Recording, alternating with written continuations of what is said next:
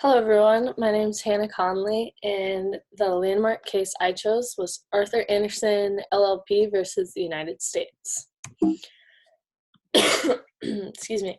So, some background information about this case. Enron, which is it was an American energy, commodities, and service company based out of Houston, Texas. It was a very large company, publicly traded, high stock price. It won like America's most innovative company like 7 years in a row. Like it was very good for the economy and very large. Its original CEO was a man named Jeffrey Skilling, and their accounting firm that they worked with was Arthur Andersen LLP.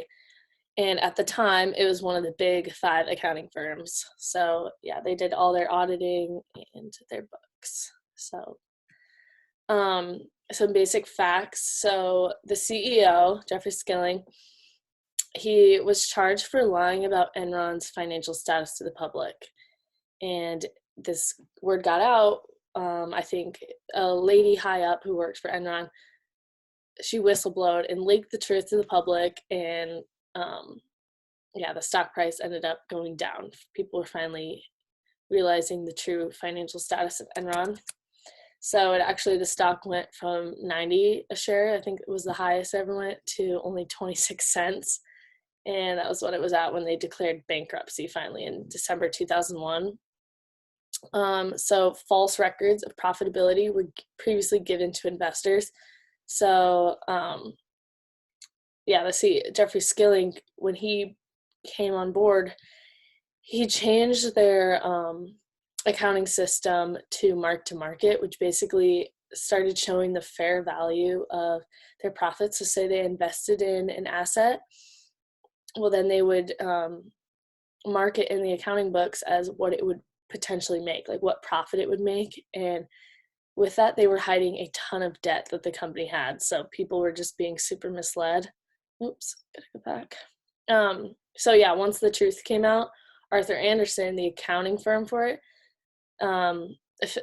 the officials and the head auditor ordered the destruction of documents dealing with Enron's financials because they didn't want to be tied in with Enron's lying scandal.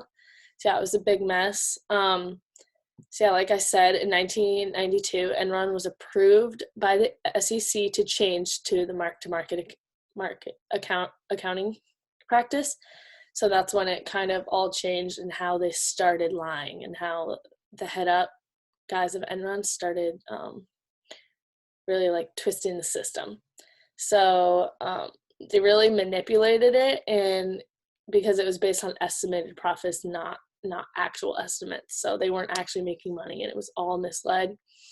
They hid the losses, and David Duncan was actually the head partner who worked for Arthur Andersen, who was in charge of the Enron financials, and he signed off on these amounts. So he was definitely tied into the situation.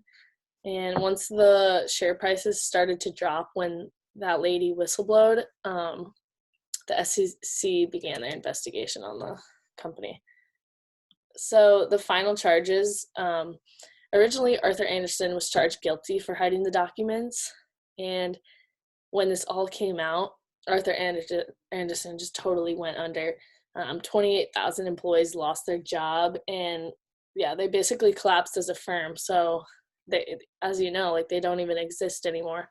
So it's very sad. But then I think in 2005, the Supreme Court unanimously overturned their charges, claiming that there was no consciousness of wrongdoing, which is a concept that we've talked about, I know, in this class.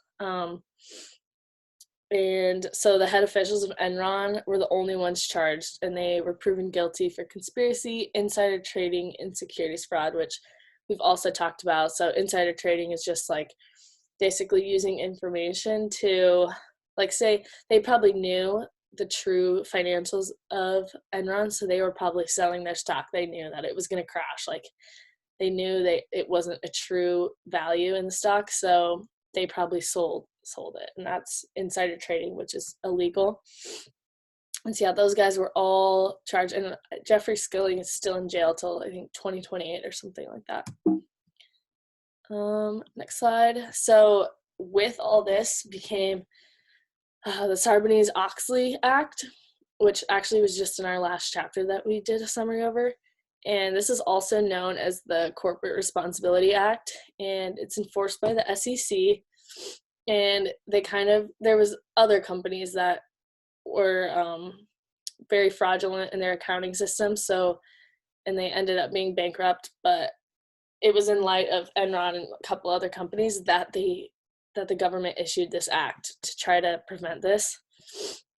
So basically, it mainly protects the investors by laying down strict laws against publicly traded companies if they were fraudulent about their financials. And because with the Enron case, all the investors, which was I think $75 billion or something, they all lost that money.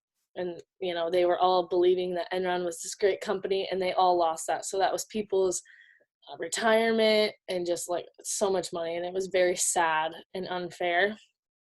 So the Sarbanes-Oxley Act also established more audit and financial regulations of the accounting firms, and just they require things which we learn about all in our accounting classes, what they require for people to prove there's profit or whatever. And also protects against the whistleblower. So it really incentivizes people to be honest about what's going on and tattle. That's what that means. There's also 4 principles that it ultimately implements: corporate responsibility, increase of criminal punishment, accounting regulation, and new protections that for the people. Other changes that came in light of this case was the FASB, which is the Federal Accounting Standards Board, ramped up their ethical conduct to prevent further fraudulent behavior. So I know we learn about these in our classes too, which is all the ethics that go into it. I know not even just the FASB, which oversees it all. Companies are way more strict with who they hire, and they have ethical conducts that everyone follows and is well aware of. And FASB oversees GAAP principles, which is generally accepted accounting principles. So these are just in order to seek justice and truth in sight of the public's interests. That's what their main goal is. And so they just improved that and took it a step deeper, just because people were cheating the system. And as we know, there's sin in the world, and people are always going to try to find ways to get around things. Here are my sources, and that is it.